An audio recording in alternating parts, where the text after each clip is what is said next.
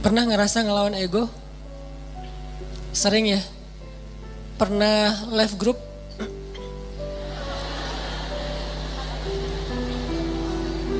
Kadang nggak left group, cuman grupnya yang nge-left kita.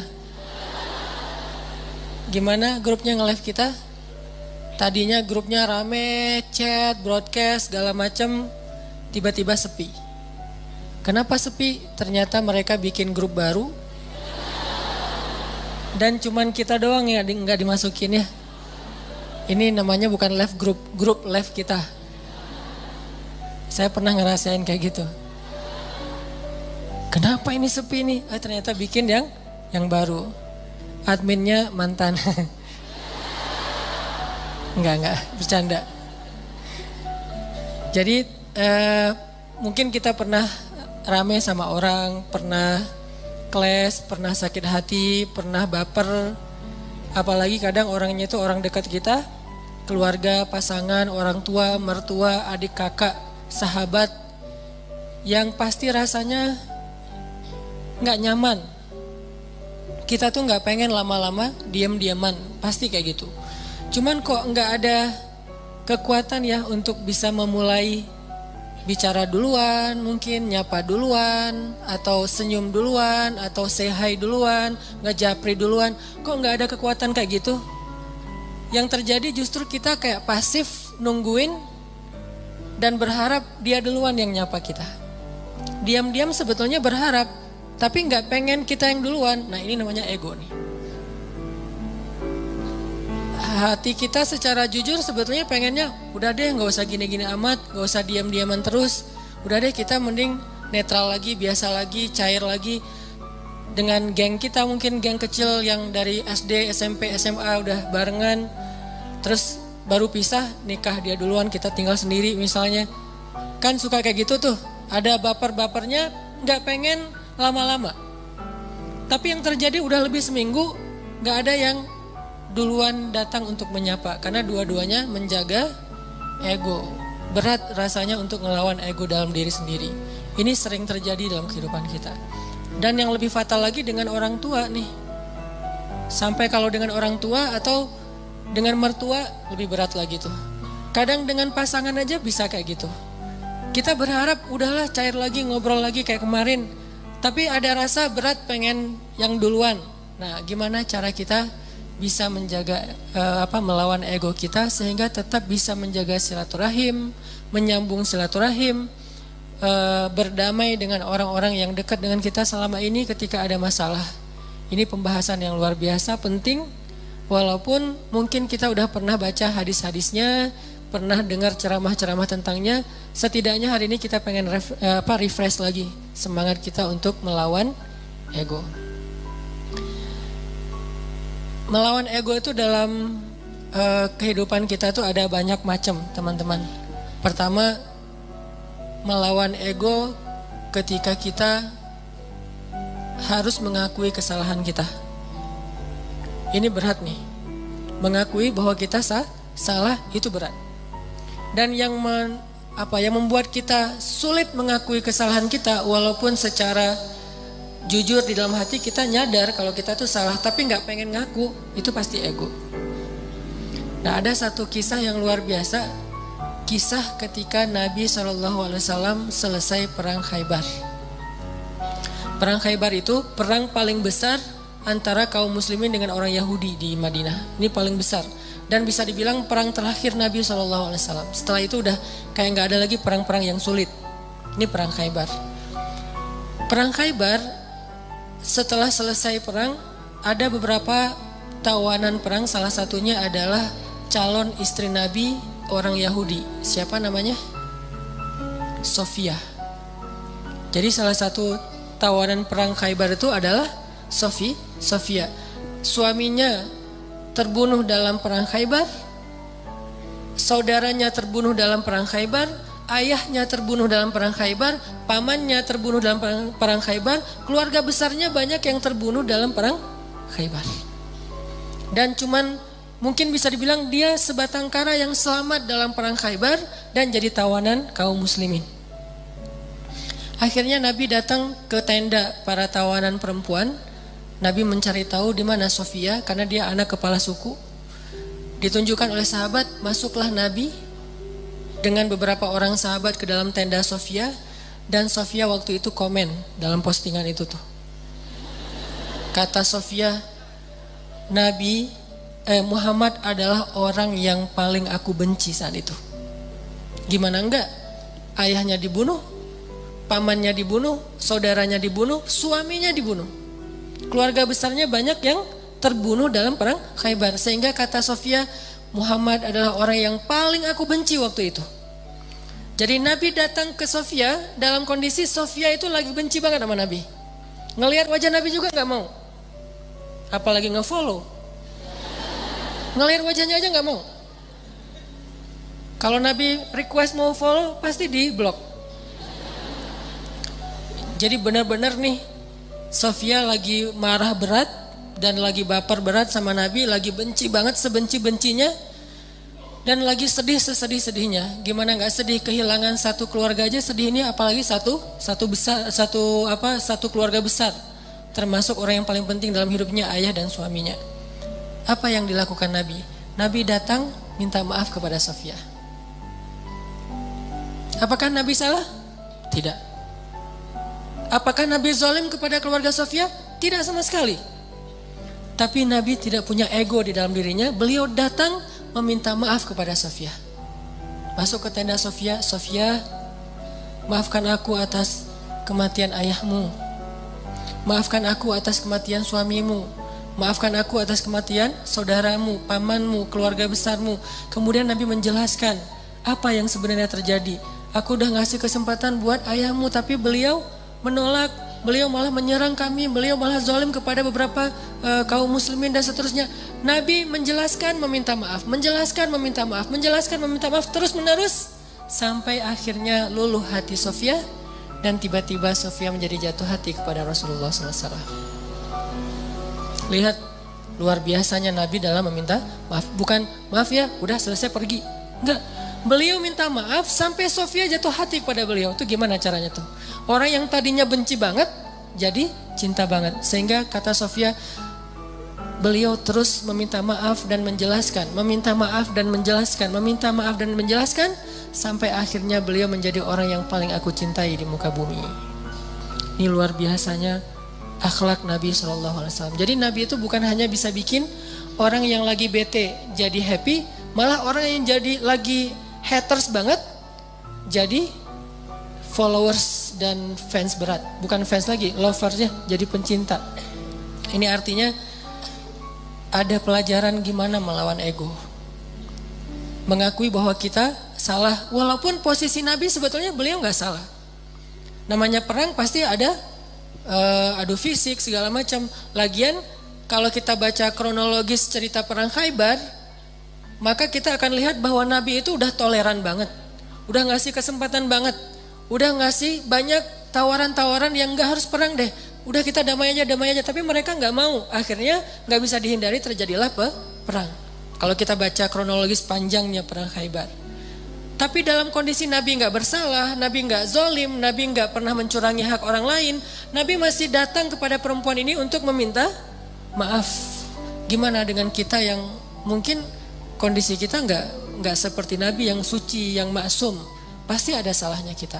Walaupun kadang-kadang yang pertama salah orang lain. Yang pertama salah itu mungkin teman, salah ngomong, salah sikap. Atau kadang-kadang sikapnya bukan sesuatu yang gimana, cuman diam doang. Kadang dia diam, kita baper.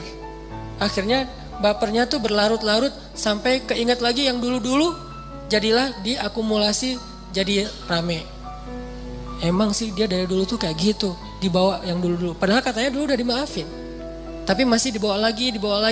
Nah ini artinya kalau Nabi aja yang gak bersalah datang meminta maaf duluan. Dan meminta maafnya tuh gak sekali, berjam-jam loh. Kalau kata periwayat cerita itu berjam-jam Nabi minta maaf. Sampai membuat Sofia perlahan-lahan yang tadinya gak mau ngelihat, mulai ngelihat. Yang tadinya gak mau senyum, mulai matanya agak sedikit gak mau melotot lagi gitu. Terus lama-lama Sofia mulai antusias, lama-lama Sofia tersenyum, dan kemudian Sofia malah luluh hatinya, bahkan jatuh hati kepada Nabi. Bukan karena Nabi keren, kece, bukan, karena akhlaknya yang luar biasa. Baru Sofia mengakui kepada Nabi, mengatakan, beberapa malam yang lalu saya mimpi. Baru Sofia jujur. Mimpi apa? Saya mimpi, dalam mimpi itu rembulan jatuh ke dalam pangkuan saya. Rembulan purnama banget jatuh ke dalam pangkuan Sofia. Lalu saya ceritakan mimpi ini kepada suami saya dipukul sama suami saya, ditampar sama suaminya. Kenapa? Karena suaminya tahu makna dari mimpi. Kata suaminya, kamu jangan macam-macam. Kamu tertarik dengan laki-laki yang di Madinah, maksudnya Muhammad. Padahal Sofia nggak pernah tahu tentang Muhammad, tapi Allah ilhamkan lewat mimpi bahwa kelak Sofia itu akan menjadi salah satu yang mendampingi hidup Nabi Muhammad SAW. Baru Sofia ngomong, kalau saya mimpi rembulan jatuh ke dalam pangkuan saya, tapi saya masih nggak percaya, mana mungkin pembunuh suami saya yang akan jadi suami saya. Pembunuh ayah saya bakalan mendampingi hidup saya. Tapi ketika melihat akhlak Nabi, semuanya berubah. Dialah yang paling layak untuk saya.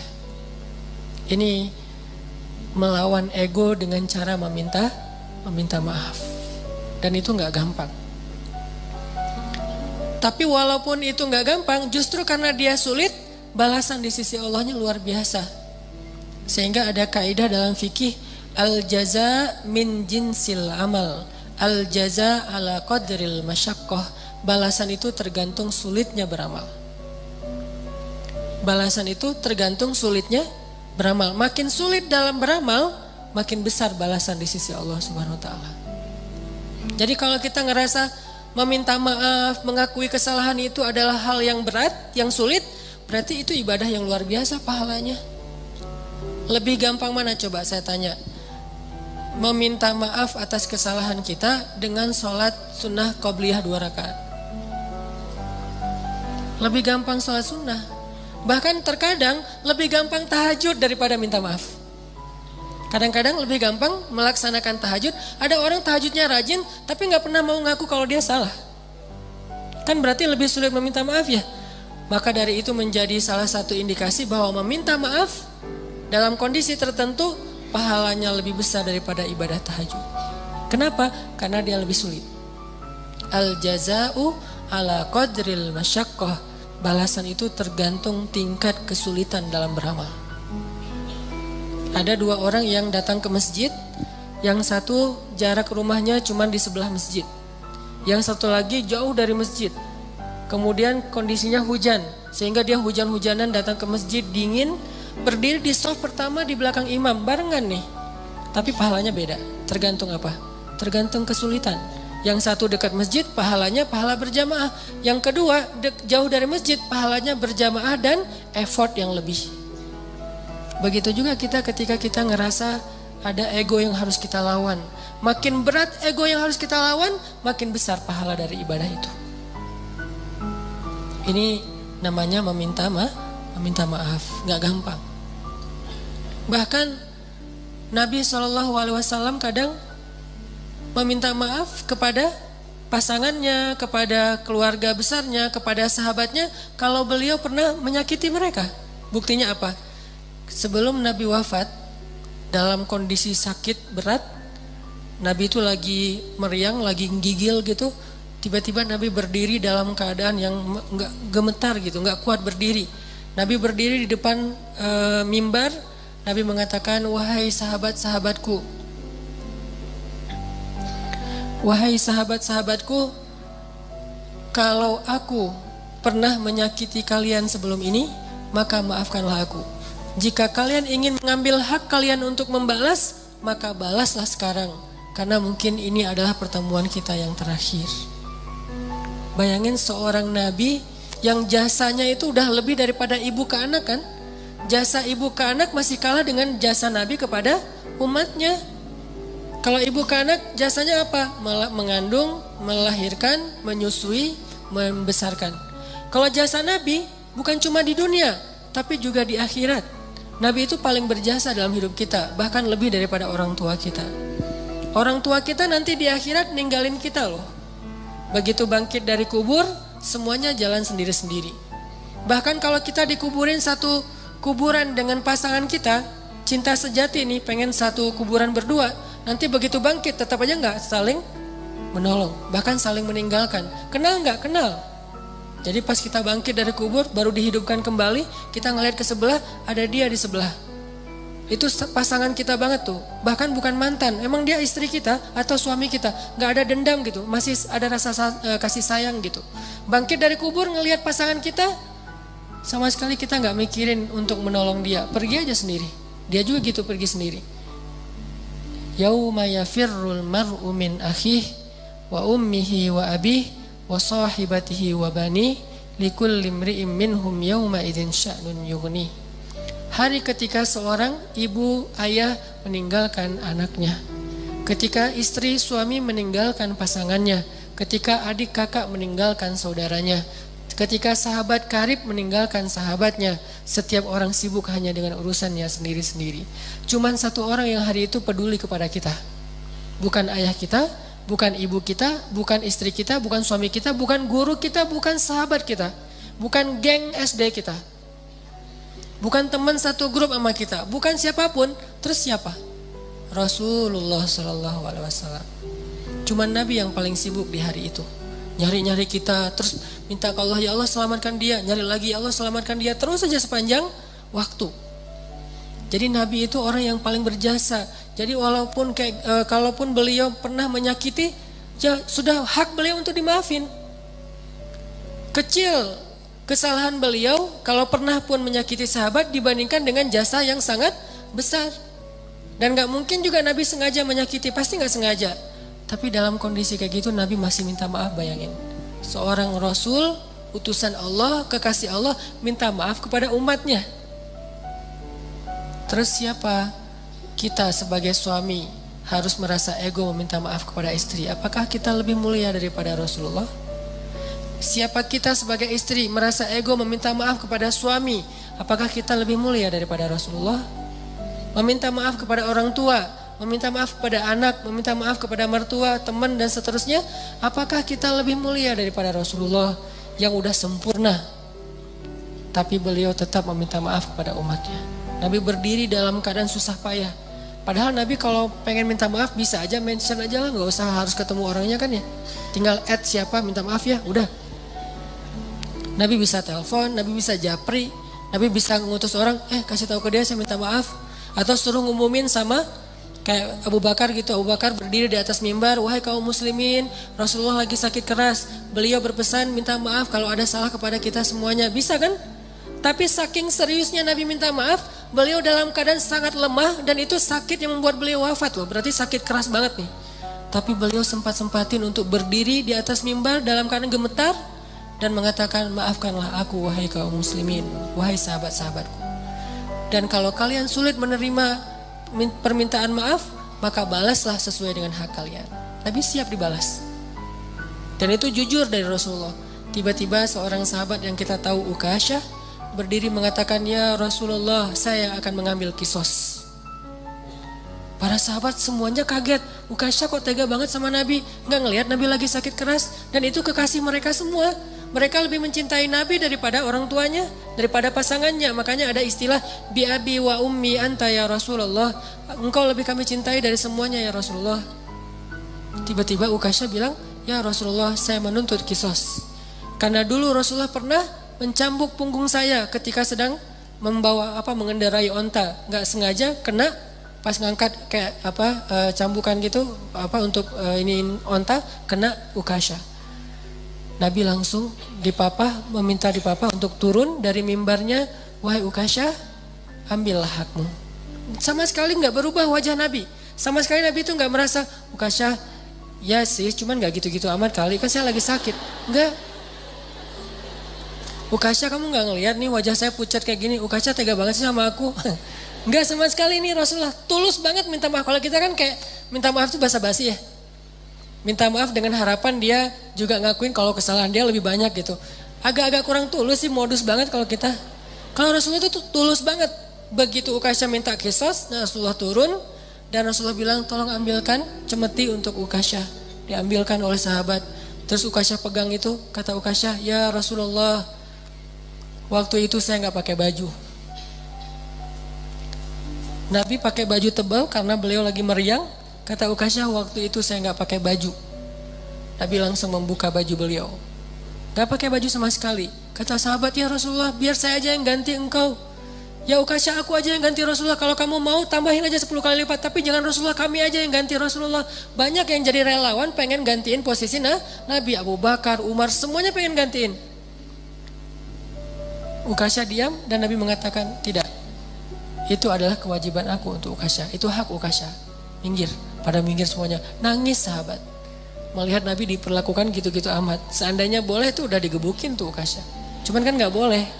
Karena itu hak Ukasha ya. Pada sebel semuanya. Pokoknya habis ini kita unfollow semuanya, di blok, gak ada yang boleh ngomong sama Ukasha. Pokoknya Ukasha itu harus dikucilkan. Udah pada sebel semuanya sama Ukasha. Ada yang di sebelahnya, Ukasha apaan sih lo? Kayak gitu-gitulah. Ukasha diem aja. Nabi membuka bajunya, gak pakai baju sama sekali sehingga kelihatan kulit beliau yang bersih, badan beliau yang mulai kelihatan beliau lemah banget, sakit. Lalu Ukasha mendekat. Nabi bersiap dan Nabi udah pasrah. Kenapa? Karena Nabi tidak mau zalim kepada siapapun.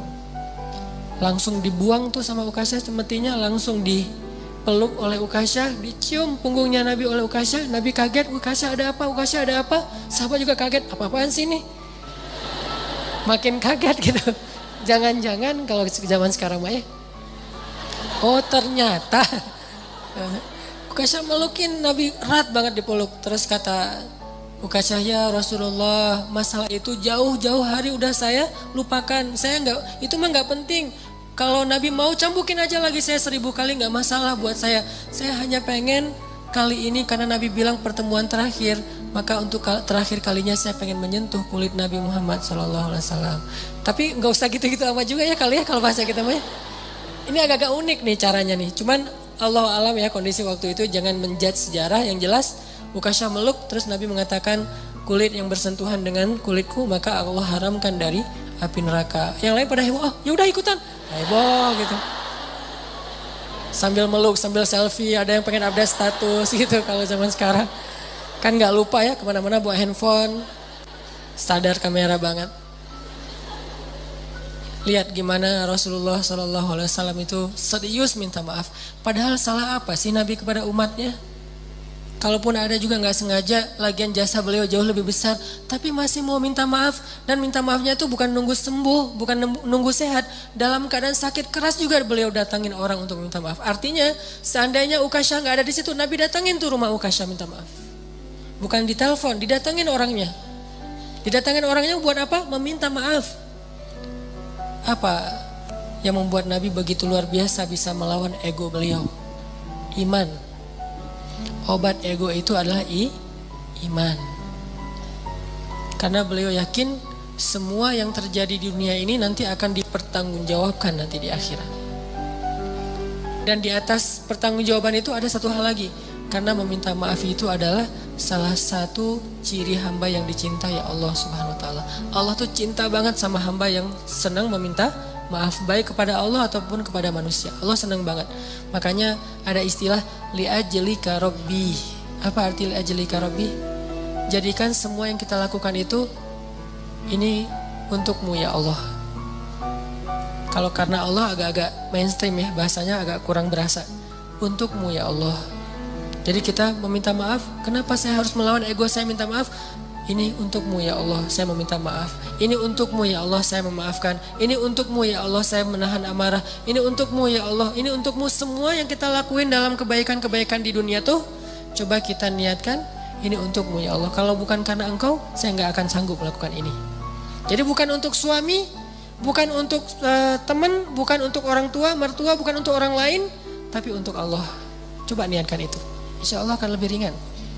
Kadang-kadang yang buat kita ego dan ngerasa berat itu kan ngerasa bahwa ini untuk orang itu ya. Udah dia jahat ke saya terus saya maafin, enak banget. Kalau untuk dia kita ngerasa agak-agak kayak rugi gitu. Tapi kalau untuk Allah, ini untukmu ya Allah. Saya melakukan hal yang berat kayak gini. Niatkan untuk Allah bukan untuk orangnya. Maka insya Allah Allah akan melapangkan dada kita. Minta maaf.